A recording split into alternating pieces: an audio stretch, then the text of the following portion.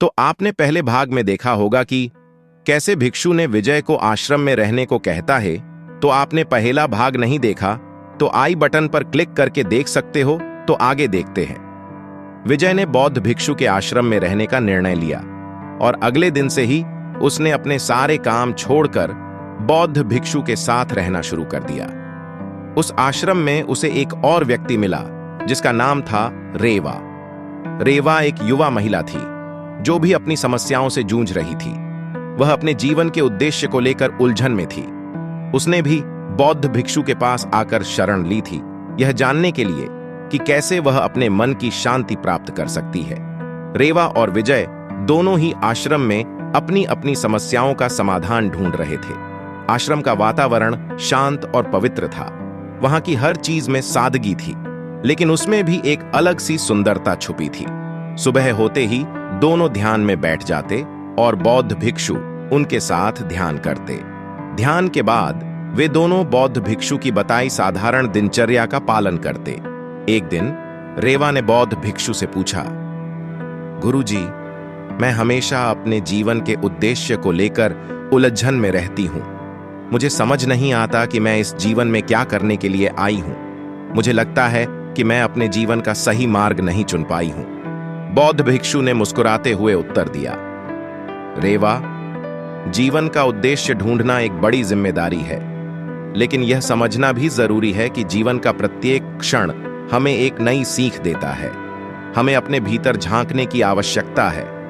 अपनी आत्मा की आवाज को सुनो, ध्यान करो और देखो कि तुम्हारे दिल की गहराइयों में क्या है।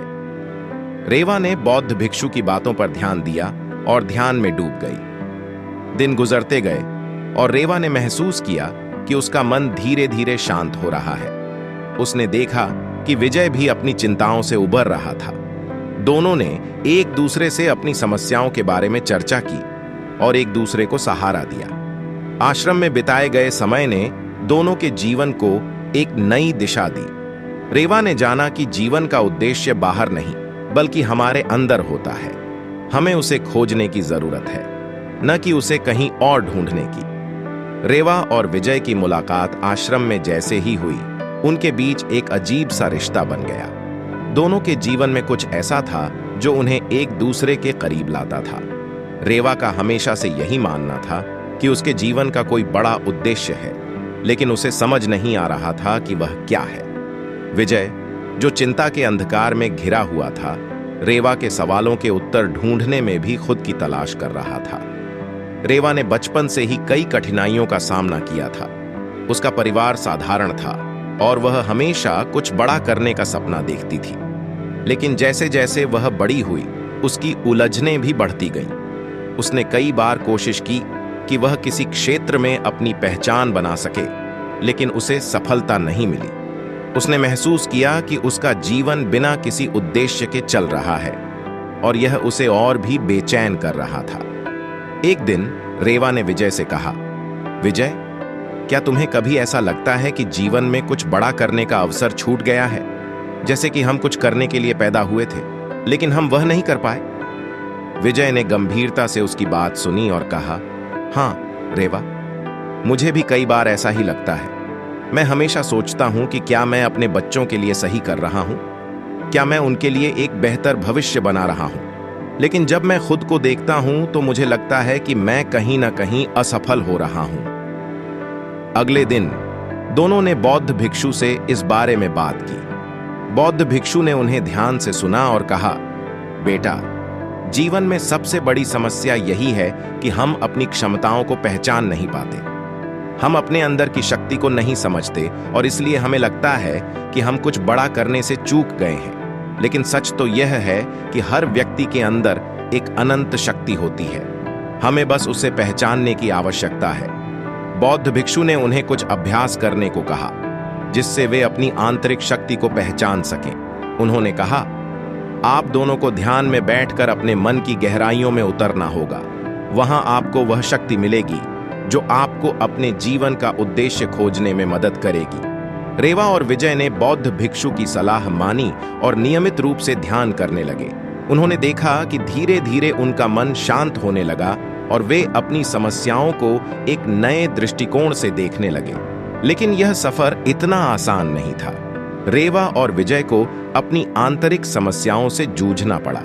ध्यान के दौरान रेवा के मन में कई पुराने दर्द और असफलताओं की यादें उभर आईं। उसने महसूस किया कि वह अपने अतीत के बंधनों से मुक्त नहीं हो पा रही थी। विजय ने भी अपनी चिंताओं के दानवों से लड़ने की कोशिश की, लेकिन हर बार वह उन्हें हराने में असफल रहा। एक रात रेवा ने विजय से कहा, विजय, मुझे ऐसा लगता है कि मैं इन बंधनों से कभी मुक्त नहीं हो पाऊंगी। मेरे अतीत की यादें मुझे हर बार पीछे खींच लेती हैं। मैं कैसे आगे बढ़ सकती हूं? विजय ने उसकी बात सुनी और कहा, रेवा, मैं भी यही महसूस करता हूं। लेकिन बौद्ध भिक्षु ने हमें जो सिखाया है वह यही है कि हमें अपने अंदर की शक्ति को पहचानना होगा। हमें अपने डर और असफलताओं को स्वीकार करना होगा और उनसे सीखना होगा। अगले दिन दोनों ने बौद्ध भिक्षु से फिर से बात की। बौद्ध भिक्षु ने कहा, बेटा, जब तक आप अपने डर का सामना नहीं करेंगे तब तक आप उससे मुक्त नहीं हो सकते। आपको अपने अतीत की गलतियों को स्वीकार करना होगा और उनसे सीख लेकर आगे बढ़ना होगा। जीवन में हर असफलता एक सबक होती है और हर सबक हमें मजबूत बनाता है। बौद्ध भिक्षु ने उन्हें एक और अभ्यास दिया। उन्होंने कहा, आज से आप दोनों अपने अतीत की सबसे बड़ी गलती को ध्यान में रखकर ध्यान करेंगे। उस गलती का विश्लेषण करेंगे और देखेंगे कि आपने उससे क्या सीखा है।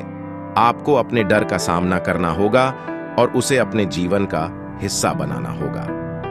रेवा और विजय ने इस अभ्यास को गंभीरता से लिया। उन्होंने अपने अतीत की सबसे बड़ी गलती को ध्यान में रखा और उसे अपने ध्यान का केंद्र बनाया। धीरे धीरे उन्होंने महसूस किया कि उनके डर और असफलताएं उन्हें कमजोर नहीं बना रही हैं, बल्कि वे उन्हें एक मजबूत और समझदार व्यक्ति बना रही हैं। समय के साथ रेवा और विजय दोनों ने अपने भीतर की शक्ति को पहचान लिया। उन्होंने देखा कि उनकी चिंताओं और उलझनों का समाधान उनके भीतर ही छुपा था। उन्होंने समझा कि जीवन का उद्देश्य बाहर की दुनिया में नहीं, बल्कि हमारे अंदर होता है। हमें उसे पहचानने की जरूरत है, न कि उसे कहीं और ढूंढने की। रेवा ने विजय से कहा, विजय, मैंने समझ लिया है कि जीवन में कोई बड़ा उद्देश्य नहीं होता। जीवन का सबसे बड़ा उद्देश्य यही है कि हम अपने अंदर की शक्ति को पहचानें और उसे दुनिया के सामने लाएं। हमें अपने डर और असफलताओं से डरना नहीं चाहिए, बल्कि उन्हें अपने जीवन का हिस्सा बनाना चाहिए। विजय ने भी सहमति में सिर हिलाया और कहा, हां रेवा, तुम सही कहती हो। जीवन में सबसे बड़ी जीत यही है कि हम अपने अंदर की शक्तियों को पहचानें और उनका सही उपयोग करें। हमें अपने डर को अपने ऊपर हावी नहीं होने देना चाहिए। लेकिन उनके इस सफर का सबसे बड़ा परीक्षण अभी बाकी था। एक दिन आश्रम में एक बड़ी आपदा आई। एक भयंकर तूफान ने आश्रम को घेर लिया। हर कोई डर गया और भागने लगा। रेवा और विजय ने देखा कि आश्रम के कई लोग तूफान के डर से घबराए हुए थे। बौद्ध भिक्षु ने उन्हें शांत रहने और आश्रम में सुरक्षित स्थान पर जाने की सलाह दी। लेकिन तूफान की तीव्रता इतनी बढ़ गई कि लोग अपने विवेक को खोने लगे। रेवा और विजय भी इस आपदा से बचने के लिए भागना चाहते थे, लेकिन उन्होंने बौद्ध भिक्षु की बात को याद किया। उन्होंने एक दूसरे को देखा और तय किया कि वे भागेंगे नहीं, बल्कि इस चुनौती का सामना करेंगे। रेवा और विजय ने अपने डर को काबू में रखा और आश्रम के बाकी लोगों की मदद करने का निर्णय लिया। वे बौद्ध भिक्षु के पास गए और उनसे कहा, गुरुजी, हम भागना नहीं चाहते। हमें बताइए कि हम कैसे इस तूफान का सामना कर सकते हैं। बौद्ध भिक्षु ने उनकी दृढ़ता को देखा और मुस्कुराए। उन्होंने कहा, बेटा, इस तूफान से बचने का एक ही तरीका है, सहयोग और धैर्य। अगर हम एक दूसरे की मदद करेंगे और धैर्य रखेंगे तो हम इस आपदा से सुरक्षित बाहर निकल सकते हैं। रेवा और विजय ने अपनी हिम्मत को समेटा और आश्रम के बाकी लोगों की मदद करने लगे। वे सभी को एक सुरक्षित स्थान पर ले गए और उन्हें शांत रहने के लिए प्रेरित किया। तूफान की गर्जना के बावजूद उन्होंने हार नहीं मानी और पूरे आश्रम में शांति बनाए रखी। कुछ घंटों के बाद तूफान ने अपना जोर खो दिया और धीरे धीरे शांत हो गया। आश्रम के लोग बाहर आए और देखा कि नुकसान तो हुआ था, लेकिन कोई बड़ी हानि नहीं हुई थी। सबने राहत की सांस ली और बौद्ध भिक्षु को धन्यवाद दिया। रेवा और विजय ने भी महसूस किया कि यह तूफान न केवल बाहर था बल्कि उनके अंदर भी था, लेकिन इस बार उन्होंने अपने अंदर के तूफान को काबू में कर लिया था। बौद्ध भिक्षु ने रेवा और विजय की ओर देखा और कहा, आप दोनों ने आज अपने जीवन की सबसे बड़ी परीक्षा पास कर ली है। आपने यह साबित कर दिया है कि सच्ची शक्ति हमारे भीतर होती है। जब हम अपने डर का सामना करते हैं तभी हम वास्तव में मुक्त हो सकते हैं। तूफान के बाद आश्रम में एक नई शुरुआत हुई। रेवा और विजय ने अब अपनी समस्याओं को एक नए दृष्टिकोण से देखना शुरू कर दिया। उन्होंने जाना कि जीवन में कोई भी मुश्किल असल में हमें मजबूत बनाने के लिए ही आती है। उन्होंने बौद्ध भिक्षु से विदाई ली और अपने जीवन में लौट आए, लेकिन इस बार वे पहले से कहीं अधिक सशक्त थे। रेवा ने अपने जीवन का उद्देश्य खोज लिया था। उसने समझा कि जीवन का असली उद्देश्य दूसरों की मदद करना, उनकी समस्याओं को समझना और उन्हें सही रास्ते पर लाना है। विजय ने भी अपने बच्चों के भविष्य के लिए चिंतित होना छोड़ दिया और उन्हें अपने अनुभवों से सिखाने का निर्णय लिया। दोनों ने अपने जीवन में आने वाली हर चुनौती को एक अवसर के रूप में देखा और उसे स्वीकार किया। रेवा और विजय के इस अनुभव ने उन्हें जीवन के असली सार से परिचित कराया। उन्होंने जाना कि हर तूफान के बाद एक नई सुबह होती है। उन्होंने इस आश्रम से जो सीखा वह न केवल उनके जीवन को बदलने वाला था बल्कि उन सभी लोगों के लिए एक प्रेरणा बन गया जो कभी भी किसी मुसीबत का सामना कर रहे थे। आश्रम का वह समय उनके जीवन की सबसे बड़ी संपत्ति बन गया।